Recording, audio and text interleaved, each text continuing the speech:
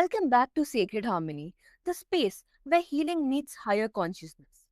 Today, we are joined by the radiant Terrie Christine, celebrity relationship coach, intuitive energy healer, and author of The Secret Power of You.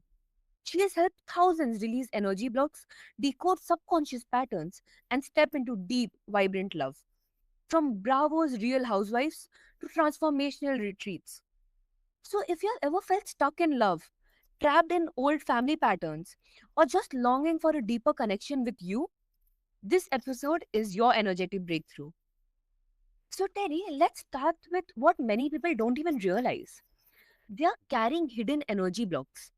What are these blocks and how do they affect our relationship and self worth? Thank you so much for having me, first off, and I appreciate you in saying yes and having me. So the question is really profound that um okay. So limiting beliefs are usually created before the age of 7 between a caregiver, such as a mom or dad or mom and dad like figures like grandparents. And what can happen is that you're in these four walls, meaning your house as you're growing up, and you see patterns, repetitive patterns from your mother, your father, and your caregivers, and you know nothing else as a child other than what is going on around you. So if your mother has emotionally disconnected feelings towards the world, if your father is aggressive in his behavior toward the world, and that's what you're seeing, and you can pick up things or do the opposite, meaning I'll never be like that, or I'm insecure because mom is not here for me, even though she's here emotional, or excuse me, physically. And so what can happen as you're growing up, you're going to start projecting those limiting beliefs, the subconscious stuff that's what's in you, however we're living consciously. And then we don't understand why we can't let go of ending a relationship, or we struggle with the same patterns that we're creating in lack, resentment, and various other lower vibrational feelings. And then they become just part of what you say you are, because people say, well, that's the way I am, but that's not true. That was put upon you. And so then we find that people are struggling, living in lack, rotating the same stories over and over again. And that's where someone such as myself will work in your subconscious to help you release what's going on so that you can truly understand that it's not you, it was put upon you. Does that make sense?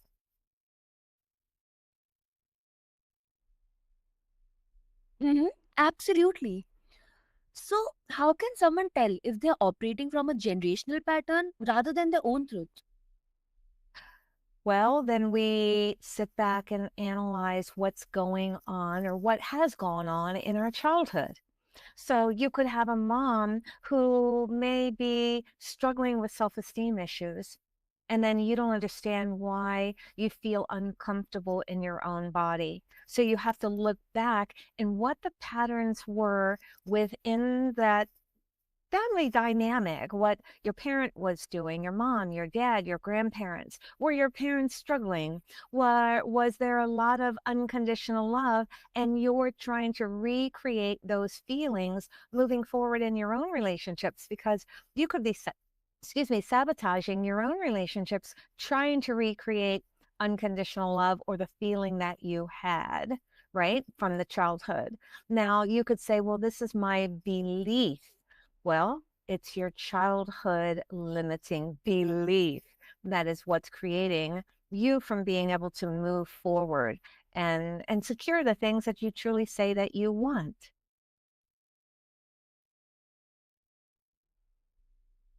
That's eye opening. Most of us are walking around with old stories that aren't even ours. Absolutely. That's why it's really important to really sit back and think how your mom was acting and responding to things, how your dad was responding to work. There's many people that will sit at the dining room table and one of the parents will maybe be terminated or downsized at work. And then the parent will say, work is so hard. Why did they do that to me? And the child is just analyzing and taking it all in. So as they get older, they're angry at work as that controls their ability to live. And so what they'll do is take lower experience jobs, meaning they have the knowledge, they may have gone to college, but they're not doing what they have the experience behind the knowledge that they created in school. And so they don't understand. They'll just like, I don't like it, meaning that they've already generated a feeling that it's not going to be worthy of them because work is taking hold of your entire creation. Do you see what I'm saying with that? Mm-hmm. Absolutely. So, you beautifully combine intuitive healing with practical relationship coaching. How does energy healing shift dynamics between partners or even attract healthier ones? I love that question because I do work with couples, children, and women. And when it comes to couples, that I will visualize, meaning there's this form that I create in seeing the union as one, meaning the partners together as one. And I'll see the dynamic in their subconscious and where the weaknesses are from their limiting beliefs and why they trigger each other. And so when I start sharing, well, here's the perfect example. I had this amazing couple, and they came to me where the husband had one foot out the door because he was so frustrated with how the wife was responding. He could not understand why her emotions were so over the top. Once I was able to decipher, meaning pick apart what's in her subconscious, I was able to reveal that she was given to her grandmother at the age of 6. And her grandmother was so much older. We're talking retirement and beyond. And so the grandmother was beyond being able to take care of a small child. So the child had to make a decision to raise herself. And here she is, 6 years old, 8 years old, 12 years old, moving through life and not understanding her emotions. This happens a lot. I have a lot of clients who lay on my table and don't even understand their emotions because what can happen is that a child will be in frustration playing with a toy. The parent will scream from the kitchen, stop getting upset, just stop playing with the toy. Instead of the parent stopping what they're doing, approaching the child and saying, I see you're frustrated. Now the child will connect what that emotion is in the moment that they're having that emotion with the parent stating, I see this is frustrating, and now they can connect to it. Well, how now my clients, the couple, she didn't understand her emotions. So here she is, a 30-something-year-old woman having a husband and children, and she's raging. And the husband says, I simply asked you a question. Why are you so upset? She's like, I'm not upset. And then he could not understand. Once it was all revealed, and then I explained to him, you had a mom and dad that would understand your emotions, that would tell them to you. So you now need to become the teacher. Simply tell her in that moment, I understand that you are going through sadness, frustration, rage in that moment that she is, so that she understands. So they came back 30 days later. They said their whole dynamic changed, including their daughter. Their daughter was looking forward to having dinner with them every night so she could explain how she was feeling because mom understood her feelings. Dad was explaining the feelings. And then it brought the whole dynamic of the family closer together. So, in that space, when we're not understanding, we can be triggering each other, but we see it with our conscious eyes, meaning here it is happening in this moment, but the subconscious is what's being triggered. And each one doesn't understand unless it's presented that from the childhood, what's going on, how we can shift and change it, how we can respond differently, and then it allows the relationship to grow. That's why it's so important. to be working with someone who can work in the subconscious, reveal these things, give you tips and tricks on how you can change your dynamic, how you can see things differently, and how you can allow yourself to grow through that as well. Mm-hmm. Makes sense. So, is it possible to energetically outgrow someone even if we love them? Wow, that's a really good question. When you are living in pure harmony and pure love through your heart, you usually come together. Yes, we do. We come together in love. There is a connection. You can grow into more of that deeper love, that deeper trust, that deeper oneness when you're communicating fully, sharing what it is that is troubling you without judgment. Because, yes, I have to explain that you can without judgment, because you can't change how someone else is feeling by you saying, you should be doing this, you should be saying this, because that's all judgment. So when a person is growing away or out of love, or not going with the flow in the relationship together, it's usually because you're not communicating. You're not communicating because of fear in retaliation, or fear what's going to happen, or fear of the end result. Instead of being able to say, no matter what, I am going to share how I feel, work through these things, talk through these things. They don't have to be exactly in those moments. I do suggest that does happen because you're now in the full blown emotion of it. But then some people need a gap, meaning need a space, need to ground, need to get out of the emotional space so they're not retaliating. So no more than the next day, you should be sitting down and saying, I had to think about what you said. And I realized that that reminded me of my mom, or that reminded me of my dad. And to explain it, instead of pushing it away and becoming more angry, we can explain what it is that we were feeling in that moment, so that we can now help the other understand why we felt those emotions, why we're feeling that not supported feeling, and be able to work through it and communicate through it. But most of the time, when we're growing apart, we're not communicating for fear of.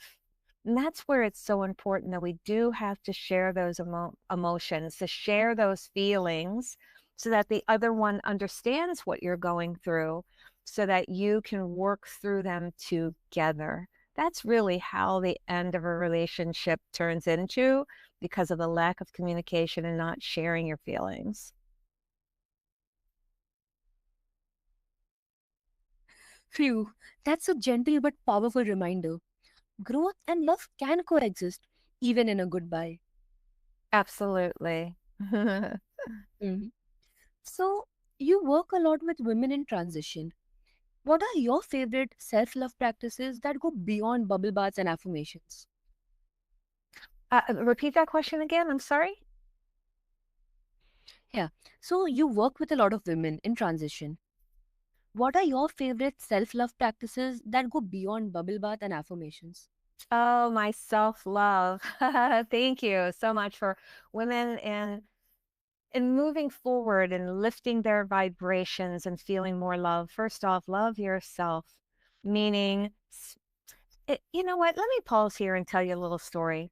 When I was growing up, I was shown by my mother and father, well, my mother and grandmother, to serve and service your mate, that you're not important, that the importance of your mate is more important than self. And so through my 20s and 30s and my relationships, I literally gave away my soul to my partners. And so when I decided to commit to one fully, we had a 14-year relationship and two children. But I gave and gave and gave endlessly, to the point that at the end of that 14-year relationship, I did not want to be in this physical body anymore, because I thought to myself, if this really truly is what love is about, I'm out. I'm out completely. And I had a spiritual epiphany. meaning that I ended up in the bathroom on the floor begging God to take me out of this body. And so when I decided that that was done, I was complete, I ended up leaving partially in that body and then having a conversation with God. And there were three simple words: love will come. It told me that, yes, that the thing that I wanted most is going to come to me. So I whooshed back into my body and my entire life changed the next day. And so when I realized that love is going to come, it gave me an essence, a feeling, a true guided belief, let's put it that way, that I am going to get everything that I wanted more, which was all through love. And when I started to transform, I started saying no to him. Because instead of me going, yes, yes, yes, whatever you want, dear, whatever you want, then I started realizing that it's just, I am somebody just like you. And then I decided that I can say no and say, I would prefer something else or this. And yes, I got pushed back. And then I realized that he didn't really love me, that it was all about him and how much I served and took care of him. And then I got the strength to leave. And then I truly went on the journey to satisfy my happiness, meaning what I liked to eat, what I wanted to wear, how I wanted to wear my hair. And yes, that relationship was that controlling. And because I gave it away, I'm going to say that again. I gave it away. So I'm not the victim here. I was the one who created it because I gave it away because I only knew what I knew from my mother and my grandmothers because that's what they showed and taught me. So my tips and tricks are love yourself and be able to say no as a full sentence.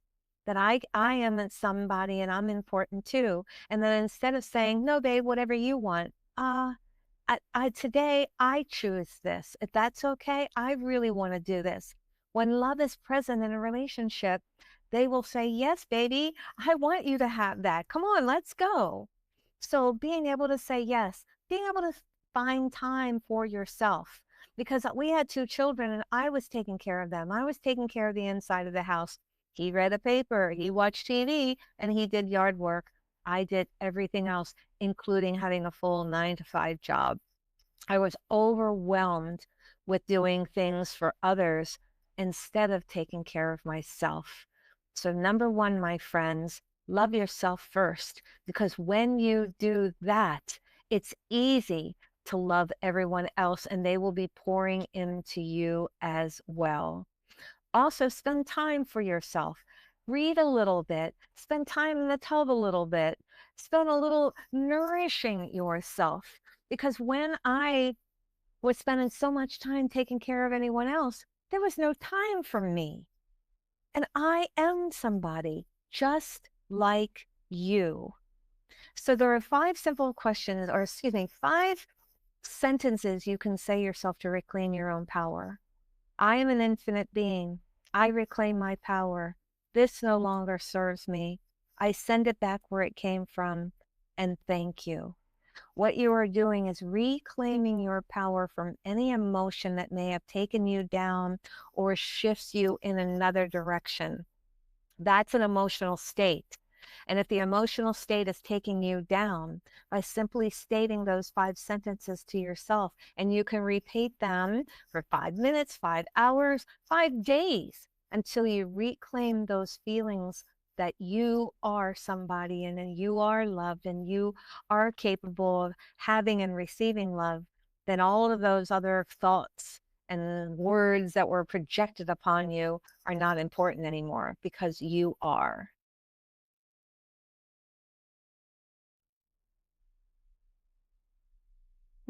Absolutely.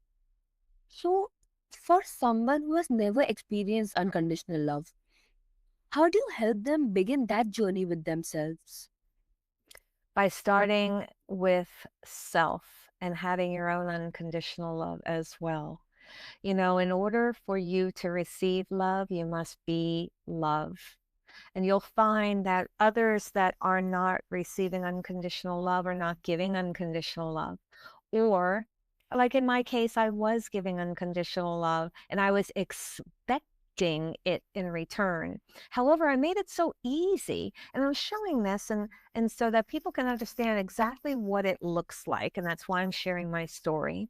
And that when you give and pour and pour and pour into others, that is unconditional love, or you feel it's that way. But you cannot constantly pour in without receiving, because you're going to find that there's only so much in your pitcher to pour out. Then it will become empty. And that's what actually ends up happening. And so when you are loving yourself first, then you'll find that it's easy that you will be receiving love in return. When you're pouring out constantly, you are setting the others up for failure, because they don't have to question, they don't have to ask, because you're fulfilling their needs in every which way. And so what I find is that for the women that are in another room and they're needing help, but then they're saying, I've been with this person for 5 years. Can't they hear and see that I need help? Well, first off, they can't read your mind. And when they're in another room, the first thing they're saying, oh, my love will just call for me. She'll tell me when she needs me. He'll reach out and say when he needs me. And in fact, in their head is going, why can't you see and hear that I need help? Well, share. Say, hey, babes, come on over. Hey, can you help me with this? Can you make dinner while I take care of the kids? Can you go to the store and grab these things while I finish up taking care of all these things? And know that you're a partnership. That's what two people are. They're in unison to love each other endlessly, to pour into each other. But when you're the one who's doing it, then you're setting the other one up for failure. Do you see how this works? Yes, self love isn't fluff, it's fierce. It's boundaries, truth, and deep soul care. Absolutely. Mhm. So let's bridge the mystical and the mental. How do psychic abilities intersect with psychology in your healing approach? Great question. So, being a person who is clairvoyant, clairaudient, and clairsentient, let me explain what that means. Clairvoyant is hearing, clairvoyant is seeing. I apologize for that. Clairaudient is hearing, and clairsentient is feeling. So when I'm working with a client, I'll say, oh my gosh, I can feel this. That is the clairsentient. That is trusting how I feel 100%.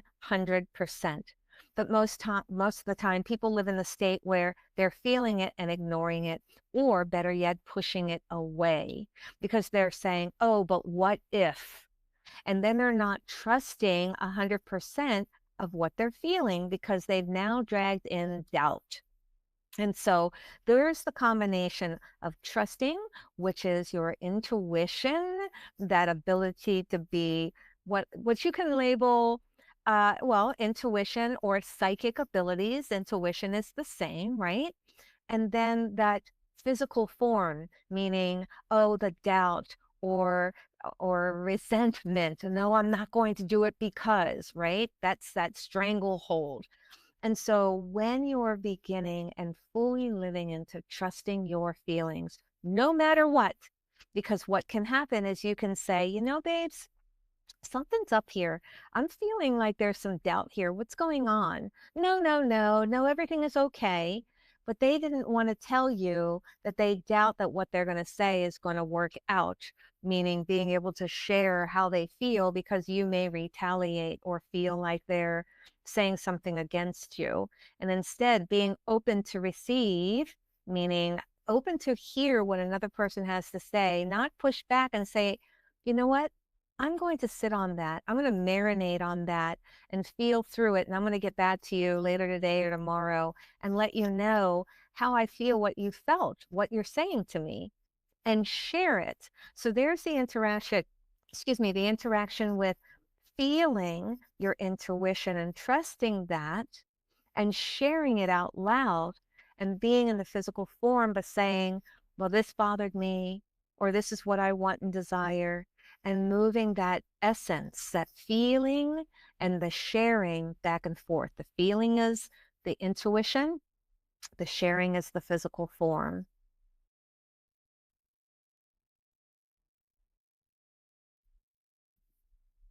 Absolutely. So, do we all have intuitive gifts we can tap into, even if we've never felt psychic? Yes, yes, yes, and yes. So, you can say even if you haven't felt psychic, well, that's a misnomer because everyone has a feeling of something. And I know you have, my love. You've said, I feel this could work out, or I really want that job because it feels like it would be perfect for me, even though you haven't experienced it because I haven't hired you yet. That's that intuition. And let's say, you feel like could work out and you're in it, and the interaction with the coworkers aren't working out. However, the job was perfect for you. That doesn't mean that your intuition was wrong. It means that there were other antidotes, other avenues of pushback to trigger you to heal.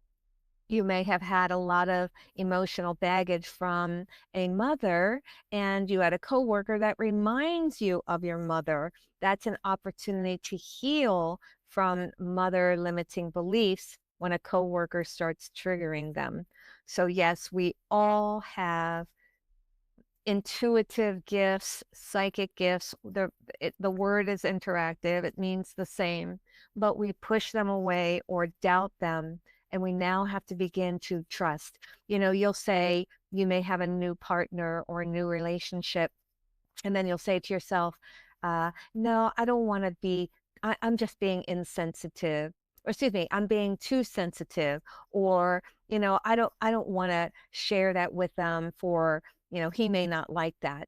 But you're feeling it. So you're discounting your intuition and giving your power away to someone else. That makes sense, correct? Yes, it does. And I love that. Intuition isn't reserved for the few, it's our native language. We just forgot how to listen. Absolutely. But it's more about listening and trusting yourself. Hmm. 100%. So, Terry, thank you for being a divine mirror and a bold guide. And to all our listeners, your past doesn't define your potential. Break the pattern, trust your gut, rewrite the story, and remember, you are not broken, you're breaking open. And find Terry at terrychristine.com and follow her at the rate Terry Christine on all platforms. So until next time, stay sacred, stay true.